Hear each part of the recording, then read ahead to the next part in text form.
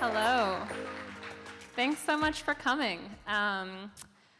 If you were at the workshop I gave this morning, some of this will be repetitive, but I promise I'm getting to new material pretty quickly. Just want to flag that. So, as Bethany mentioned, I recently co-authored a book called No Hard Feelings, which is all about embracing emotions at work. And the premise is that there's a lot of stuff that happens at work that has to do with feelings. We're all humans, we're all emotional creatures regardless of circumstance. And so when we're in a workplace, we're still going to have emotions, even if everyone's trying to pretend like they don't exist. So given that there's not a script for dealing with these things, the book tries to lay out, and I'm going to try to do that today, some really tactical things you can do to improve how you feel at work, how the people around you feel. And as you'll see today, I'm going to cover a concept called belonging, and then I'm going to go into feedback. And I think in any future of work, we're going to have to give each other feedback. We're going to have to receive it. So I thought that might be a really useful thing to cover quickly today. Again, the basic premise of all of this is we all have emotions at work. It's time we started acknowledging that and then learning how to make the most of them. So I want to start by talking about this thing called emotional culture. And to quickly go through this from this morning, if you look at these two office spaces, they look really different, even though there's only small changes that I've made to each illustration. So on the bottom, there's photos of people, maybe they're laughing, smiling from activity days. And on the top, there's admonishing signs. So don't leave your trash on the table, don't do this, leave the room clean. On the bottom, they're celebrating something, they're asking if they need help, they're just saying things like, bless you. So most people, when I show them these and ask them, where would you rather work, most people say the second office, the one on the bottom. And that's because emotional cultures, which is how you feel the moment you step into a space, they're built off of these really small signals and gestures. And the great thing about that is that means that you can make really small changes to a space to have a really big impact on how people feel and what they're willing to share at work. So the reason emotional cultures form is because we catch each other's emotions through a process called emotional contagion. So if you've ever seen someone walk into a room and they're just like clearly excited about something, they're smiling, or if you've ever actually just like looked up and someone made eye contact and started smiling, you probably find yourself smiling too, because you're like, oh, they're so happy to see me, even if you don't know who they are. We just process and mimic people's gestures, people's emotions, and then we internalize them and start to feel the same thing. The sort of clearest example of like our desire to mimic people is I've had people like across the room wave at me, and I have no idea if they're waving at me, but I'm like, and then often they're not waving at me. But again, it just speaks to this desire and this thing that we do, which is mirror other people. Emotions can spread digitally, so if you're emailing, texting, you can also pick up on emotions there. On Slack, there's tons of emoji. If someone even just sends you like, I remember a story that my friend told me. I was like, what's the best thing that happened to you at work in the last month? And he said that he posted something about his work on Slack, and his boss did the thumbs up emoji and then like a celebration. I think it's like a little microphone emoji or something. And he was like, I was just so elated by that. Like, that made my month. So again, it's these small things. If you've ever texted with someone, it's taking them a really long time to text you back. They're saying like K or sure or I don't care. You'll probably pick up on what they're feeling. Emotions can go viral, which happens like this. I have a really bad day at work. I come home. I'm grumpy towards my partner. We both go to bed grouchy. He wakes up the next morning in a bad mood, goes into his office, and spreads that bad mood. The flip side of that is that if you're doing emotional self-care, if you're able to come to work every day really positive and happy, that also is going to spread throughout your organization. Which brings us to belonging. So the healthiest emotional cultures are those in which every single person feels belonging. And in the book, we say that diversity is having a seat at the table, inclusion is having a voice, and belonging is having that voice be heard. So if you've ever sat somewhere, you've thrown out an idea, you feel like people aren't receptive to it, they're not making eye contact, you're not experiencing belonging. We spend more and more time at work, especially as technology, the rate of technological change increases, we're more and more accessible, which means we feel more and more accountable. And so given how much time we're spending at our jobs or even thinking about our work, it makes sense that we don't want to know that we can just survive in a space, we want to know that we can thrive.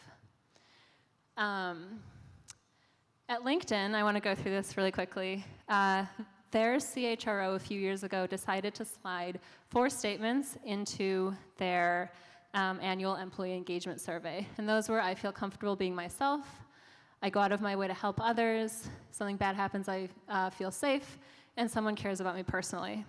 And when they looked at the results, they found that compared to everything else in the survey, so there was a lot of other stuff, these 2 statements were the most predictive of whether or not someone was going to leave in the next 6 months. So you can do all the work to bring someone into your organization. If you're not helping them feel belonging, you're going to lose out on the investment you made because they will leave. Okay, this is, for those of you who are in the workshop, this is where the new stuff starts. So again, I thought feedback was a really great place, a really great thing to talk about and give some quick tactical tips, mostly because it feels really bad to hear something you're doing wrong. And so I'm going to go through what feedback you can give that helps the recipient feel empowered to make a change and makes them feel optimistic about the future. If you've ever heard of Oreo feedback, we get a lot of questions about like what's the best type of feedback. So Oreo feedback is something good or something bad in between 2 negative things. So like, something bad in between 2 positive things. So like, the weather's great, you really botched the report, overall you're an amazing human being. This is like a standard thing that's taught in some business courses. I don't have I think that's fine. I'm going to focus more on what I care about when you give feedback. There's also many other ways to give feedback. Any of these are fine, as long as you follow the 3 tips that I'll give in a moment. This one's really controversial. People get really mad that I call the raisins negative. And then the dough, unfortunately, I think is what happens too frequently in organizations, which is just like kind of verbal vomit that's vague and doesn't do anyone any favors. The no nonsense is also the New York cookie, if any of you know New Yorkers. So I'm going to go through this pretty quickly. We have limited time today, but these are the 4 things. There's 3 tips and 1 thing to keep in mind when you're giving feedback. So the first is be specific. Vague feedback doesn't help anyone. Here's the difference. This is vague. Your email could have been better. If I get this, I have no idea what I'm supposed to do based on that. All I know is that I've messed something up, but there's nothing actionable that helps me understand what I need to do next time. Look at this. The second sentence in your email restated the first and should be deleted. Great, I'm going to delete the second sentence. I'm going to remember that going forward. It's easy for me to move on.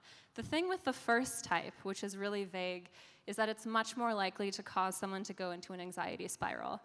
And something to keep in mind, there was a study done where they looked at feedback that people got at a tech company over the last 6 years. They had 6 years worth of performance review data.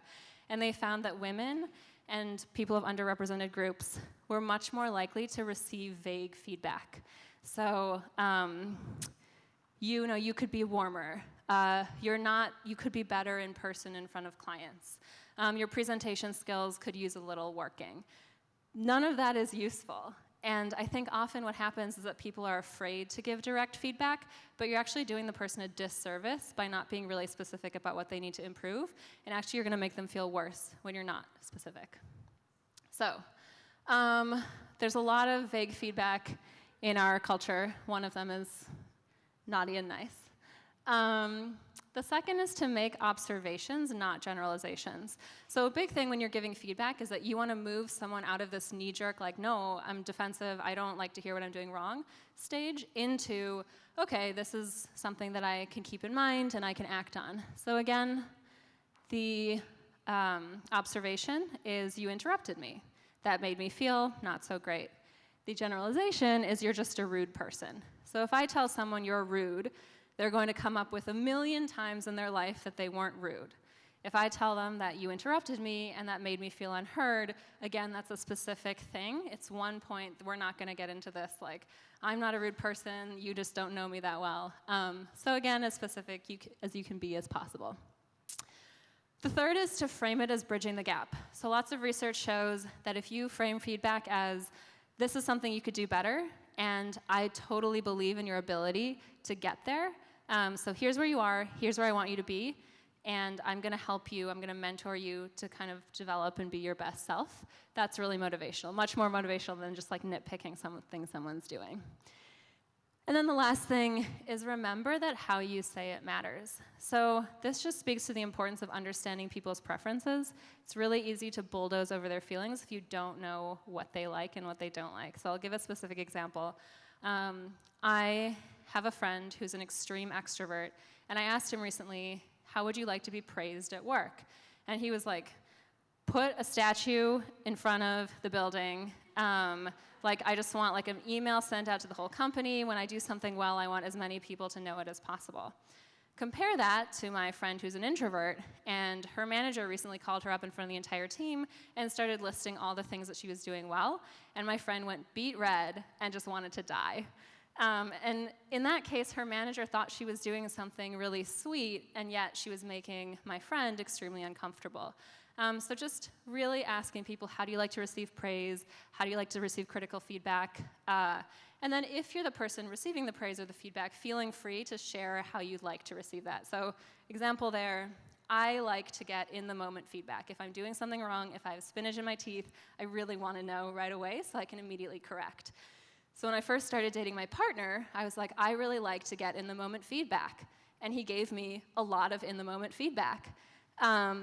Too much in-the-moment feedback, eventually. And so one day, he was about to say something, and I was like, please stop. This is too much, and I would like you now instead to actually say 3 nice things about me. And he did it, and I felt amazing. And so I think that just speaks to this importance of just communication, and again, letting people know what your preferences are. And that can be a preference in a moment or overall. So my job is I do a lot of writing. I co-authored this book, but I also do a lot of illustration work. And somehow, when I'm in the more artistic domain, I have much stronger reactions to negative feedback. So like each of my illustrations I feel like are my babies, and when someone critiques one of them, I want to flip out and throw something against the wall. I know that that's not useful. So what I've found is that here are a few things that you can do so that a single negative remark is not going to burst your entire confidence balloon. So, number 1, recognize the importance of learning what you need to improve. So when it comes to illustrations, I eventually realized, like, I want the book to be the absolute best thing it could be. I want the illustrations to resonate with multiple people. If something isn't working, I want to know that. Ask what or one thing. So if you ask someone, is there anything I could work on? It's really easy for them to say, no, everything's fine. But if you say, what is one thing I could do better, it kind of forces them to give you more specific feedback. Keep a smile file. This is really cheesy. Alternate name is a grin bin, which I don't think is any better. But this is actually one of my favorite pieces of advice. A smile file is you create a file or a folder on your desktop, phone, email, wherever, and every time someone thanks you for something you've done or says something nice about you, you write it down and save it to your smile file. When you get a piece of critical feedback, you go back to your smile file, and it's really easy to remember all the things that you've done well.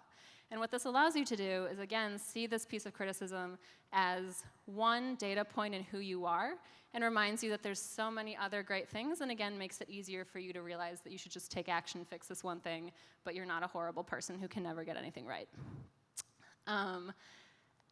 Last thing, or one of the last things, is just to keep in mind that comments are never objective.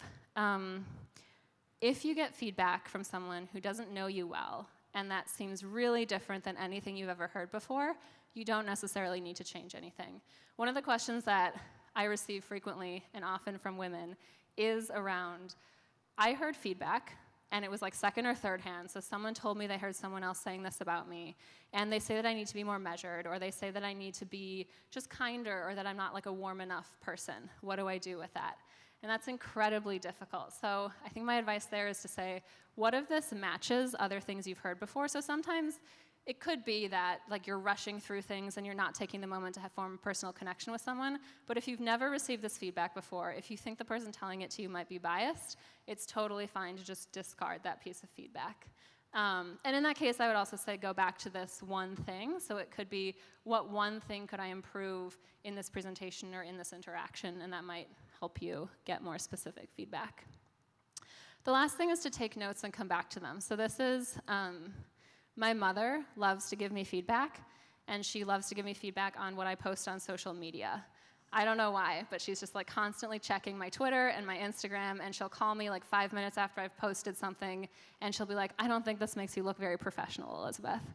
And sometimes her feedback is good, but I always have this knee-jerk, like, I don't need to listen to my mom reaction. And so what I've started doing is just like writing down what she says, saying, thanks, Mom, I'll consider it. And then a day later, I'll come back, and sometimes she is right about this and about life in general. But generally, like, you do have this negative emotional response when you receive critical feedback, and so writing it down, coming back to it when you're a little calmer, when you have time to digest it, can be a really useful exercise. So with that, if you want more information, this is where you go. But if you want to look at these one more time, I'll leave it at this one, and I will turn it over to Bethany. Thank you.